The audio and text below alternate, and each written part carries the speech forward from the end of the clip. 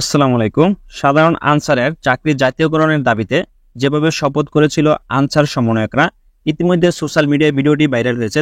আমাদের সারা বাংলাদেশের সহযোদ্ধাদের অধিকার রক্ষায় প্রয়োজনে আমরা সমন্বয়ক নিজের জীবন দিয়ে কাজ করব।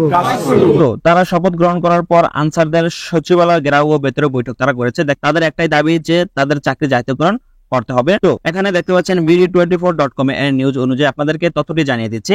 চাকরি জাতীয়করণের দাবিতে আন্দোলনরত কয়েক হাজার আনসার সদস্য সচিবালয় ঘেরাও করার পর তাদের একটি প্রতিনিধি দল স্বরাষ্ট্র উপদেষ্টার সঙ্গে বৈঠক বসেছেন। আনসার গ্রাম প্রতিরক্ষা বাহিনীর নতুন মহাপরিচালক মেজর জেনারেল আব্দুল মোতালেব সাজ্জাদ মাহমুদ উপস্থিত ছিলেন এই বৈঠকে। স্বরাষ্ট্র মন্ত্রণালয়ের সিনিয়র তথ্য কর্মকর্তা ফয়সল হাসান বলেন, আনসার সদস্যদের 7 সদস্যের একটি প্রতিনিধি দল মন্ত্রণালয়ের স্বরাষ্ট্র উপদেষ্টার দপ্তরে এসেছেন। বিভিন্ন প্রতিষ্ঠানের চাহিদা অনুযায়ী দৈনিক 540 টাকা চুক্তিতে কাজ করা আনসার সদস্যরা চাইছেন তাদের চাকরি স্থায়ী করা হোক। এই দাবিতে গত কয়েকদিন ধরে আন্দোলন চালিয়ে আসছেন তারা।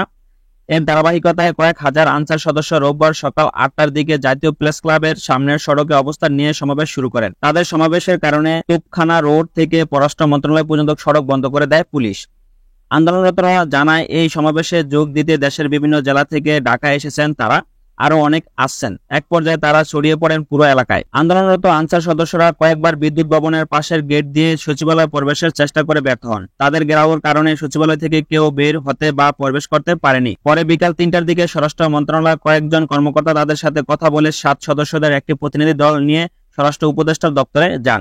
এই সময় প্রতিনিধি দলের একজন BDnews24.com কে বলেন, আমাদেরকে বলেছে আপনারা ভিতরে আসেন, স্বরাষ্ট্র উপদেষ্টা আপনাদের সঙ্গে কথা বলবে, দেখি কার সাথে নিয়ে বসায়। আমাদের দাবি পূরণ না হলে কোনো আশ্বাসে তো আমরা আন্দোলন ছাড়বো না, জাতীয়করণ করতে হবে। এই দাবি তাদের ভাই আশা আকাঙ্ক্ষা ছিল সাধারণ আনসারদের। তো যে কারণে আন্দোলন। বাংলাদেশ আনসার ও গ্রাম প্রতিরক্ষা বাহিনীর এই সদস্যরা বিভিন্ন প্রতিষ্ঠানের চাহিদা অনুযায়ী দৈনিক 540 টাকা চুক্তিতে কাজ করেন।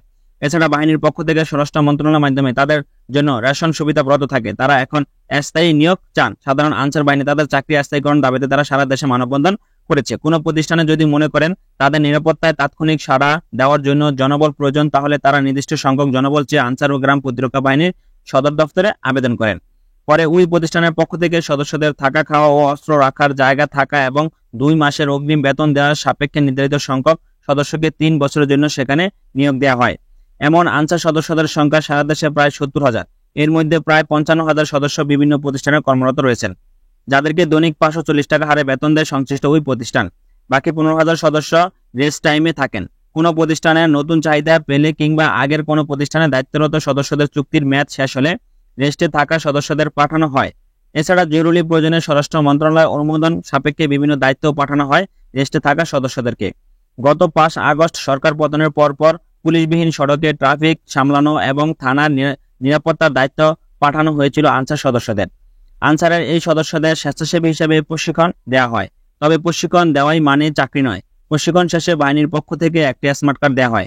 কোনো প্রতিষ্ঠানের চাহিদার প্রেক্ষিতে তাদের বিভিন্ন স্থানে দায়িত্ব পাঠানো হয়। চাকরি জাতীয়করণ চেয়ে আন্দোলনে নামা আনসারদের কিছু দাবি যৌক্তিক মেনে নিয়ে শনিবার তাদের কর্মস্থলে ফিরে কাজে যোগদানের আহ্বান জানান স্বরাষ্ট্র মন্ত্রণালয়। এক বিজ্ঞপ্তিতে বলা হয়, আনসার ও বিডিবির মহাপরিচালক নেতৃত্বে কমিটি গঠন করা হয়েছে। সেই কমিটির প্রতিবেদন পাওয়ার পর এ দাবির বিষয়ে একটি যৌক্তিক সমাধান হবে।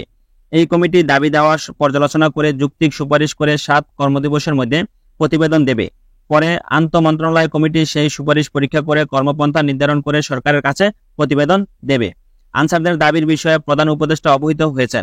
জানিয়েছে বিজ্ঞপ্তিতে বলা হয়, সাধারণ আনসারদের উত্থাপিত দাবি দাওয়াসমূহ সরকার গভীর মনোযোগ ও সহানুভূতির সাথে পর্যালোচনা করেছে। প্রাথমিকভাবে কিছু দাবি যৌক্তিক প্রতীয়মান রয়েছে। সাধারণ আনসার হিসেবে নতুন কোনো নিয়োগ দেওয়া হবে না বলেও সিদ্ধান্ত নিয়েছে অন্তর্বর্তীকালীন সরকার প্রধান। 3 বছর চাকরির পর সাধারণ আনসারদের বিশ্রামে না দিয়ে চাকরি অব্যাহত রাখার বিষয়টি পরীক্ষা করা হবে বলেও জানিয়েছেন তারা এক প্রজ্ঞাপনে। আশ্বাসের পাশাপাশি হুঁশিয়ারিও দেওয়া হয়েছে স্বরাষ্ট্র মন্ত্রণালয় বিজ্ঞপ্তিতে।